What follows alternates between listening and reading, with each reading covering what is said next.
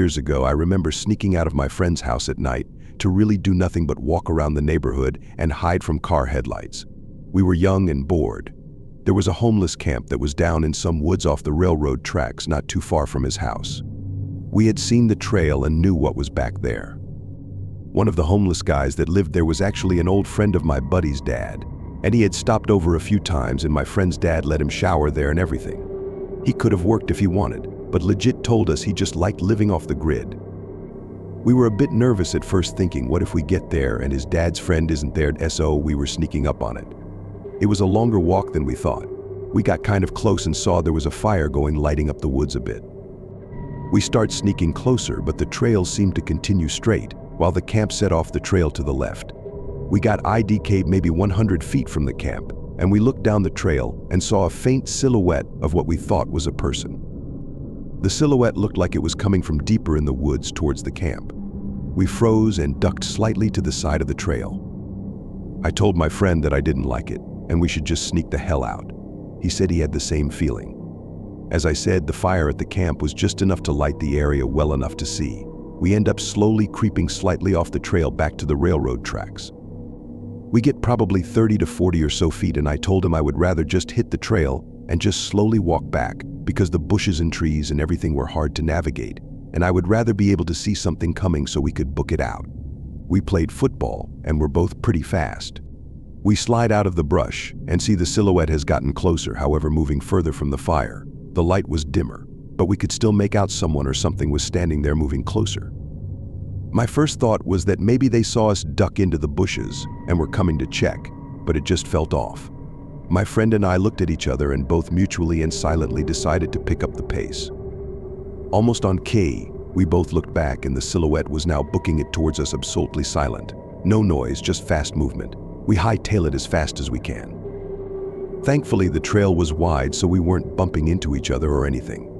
Neither of us looked back until we hit the railroad tracks, then hit the railroad track bridge and were on the other side. I looked back as I was slowing down, past the bridge, and didn't see anyone. We got back to his house pretty fast, and luckily that was the end of it.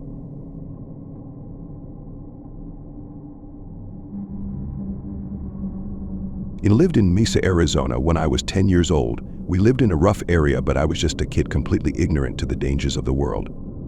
I was walking back home from my friend's house, and my mother wanted me home by 9, and always start walking back at around 8:40 to make sure I wasn't late. And it's only like a couple blocks from my house, so it wasn't a super long distance. It was around the time of year when the sun would set at 5:30 and be dark well before 7 p.m., so it was very much nighttime. As I'm walking, I hear a woman calling my name. I turn to look and see it was one of my mom's friends, but she didn't know her too well. However, I just saw that she was familiar and wanted to say a name, but I turned around and said hello and smiled. She walked up to me and told me my mom had called her and asked her to come get me and ride me back because something happened at my house. She said it was an emergency and that I needed to go with her and her husband, whom my family was also familiar with. I was only about 5 minutes from my house, but I was told it was an emergency and I agreed to go with her. As I'm walking, I get this weird feeling in my gut and this shaking in my legs that I now today realize was my instincts being on high alert. I stopped for a minute and asked if we could call my mom, and she said my mother was in the hospital right now and that I need to hurry. Right as we were opening the door to the car, I hear my mother shout my name as loud as she can, and I turned on a dime and quickly walked towards my mom. My mom asked what's going on, and the woman replies and says that she was just giving me a ride home because she saw me. It was not the story she gave me, so I told my mother what she told me and asked what was going on. My mom just looked at me, and she could always tell when I'm lying vs when I'm telling the truth. The woman then goes to interrupt me, likely to lie, and my mom cuts her off and just stared back at her with the most shocked look ever, and these words still send shivers down my spine. She says in the most shocked voice ever, "You were trying to take my son," and the husband looks out the window hurrying his wife in the car, and as I look back towards him, I can see a syringe on the dashboard leaning against the windshield that he grabs right as I see it. She gets in the car because at that point my mom was ready to kill her and reached into her purse because she keeps a pocket knife.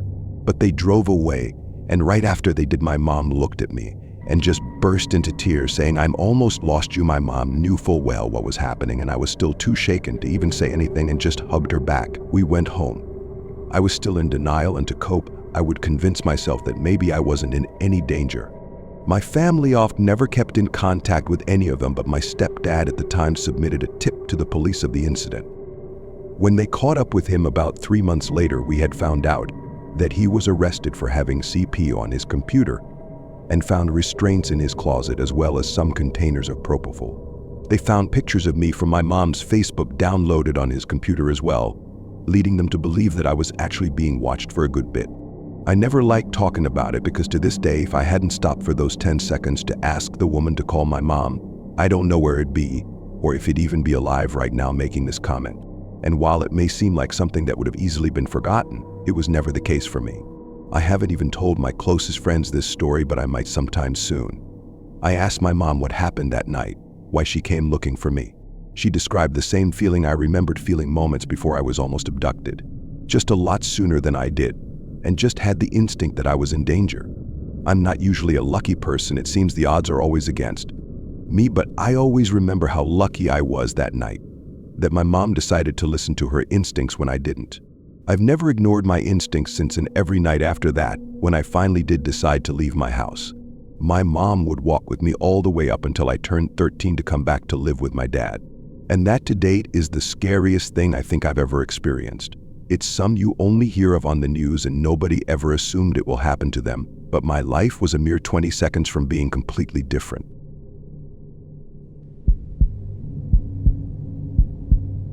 My girl and I were flying into her hometown after being out pursuing around the country for Thanksgiving. It was a few days earlier than scheduled, so we didn't tell any of her family or mine, who also flew in, because we had been spending Thanksgiving together for the last few years. We honestly didn't utter a word. This was back in 1992, so there were no cell phones and no tracking abilities or any of that BS. Anyway, we got into town late at night, 12 a.m. We had decided that we were going to stay in a hotel, since the plan was to surprise the family, and while showing up on their doorstep late at night would have certainly surprised them, that wasn't really the kind we were going for.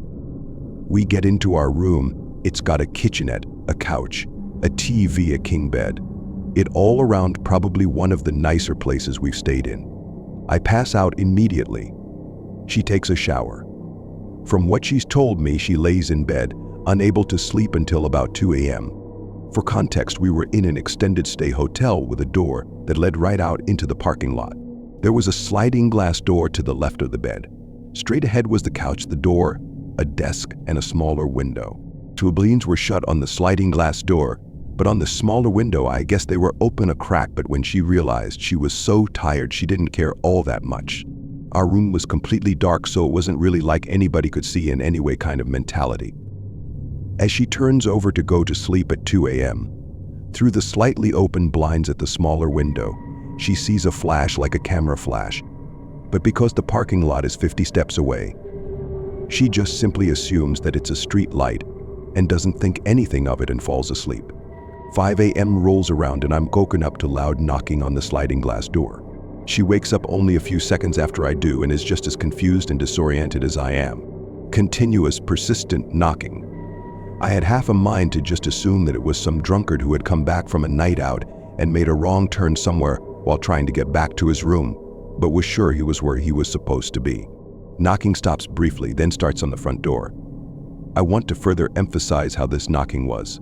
Not quite a police knock, but someone was sure that they wanted into this room and wasn't going to stop until they got in. I go over to the door to look through the peephole and I don't see anybody. The knocking starts again on the sliding glass door. If it was someone trying to wake up whoever they were with, because they got locked out of their room, wouldn't they be announcing themselves? Wouldn't they be calling out the name of the person that they were trying so desperately to wake up? Like I said, the knock wasn't quite police-like, so I know that it wasn't them. They would have made sure everyone knew they were there had it been. I go back to the sliding glass door and stand there. The knocking persists. Once it stops, I peel the curtain back just enough that I can see out of the window. I'm pretty blind without contacts and didn't have my glasses on, so I am practically pressing my face up to the glass to see who I can see, and I see nobody. The second that I shut the blinds, the knocking starts again. At this point, I'm freaked out.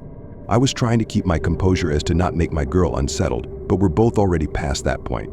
Nobody knows that we're here.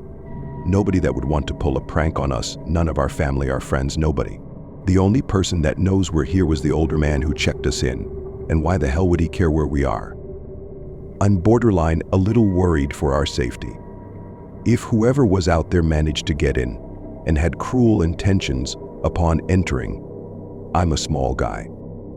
I'm 5'8" and 125 pounds soaking wet. I can talk a lot of crap and can throw a punch, but if somebody bigger than I really wants to kick my ass, they'll be able to do it no problem. I call up to the front desk as the knocking doesn't stop, and on the second ring, the man who checked us in answers and seems concerned as to why I'm calling at this hour. I explain the situation. The knocking keeps repeating as I'm on the phone, and he tells me that he's going to send a security guard over to check it out. The knocking continues on for about another minute. Not even probably 2 or 3 minutes after the knocking stops, I get a call back from the front desk who says that security didn't see anybody, didn't see any signs of anybody, but that he apologizes for whatever happened. Super comforting. Neither one of us fell back asleep until it was light out, and when we went out later in the day, there was a singular footprint leading away from the sliding glass door. Weird, because we were in a nice part of town. It was a place she grew up in and therefore felt safe in, knowing the area as well as she did. That's one of the reasons we chose to stay at this place. It was horrible. We are both still stumped as to what the situation was. I don't know. I still get uncomfortable just thinking about it, really.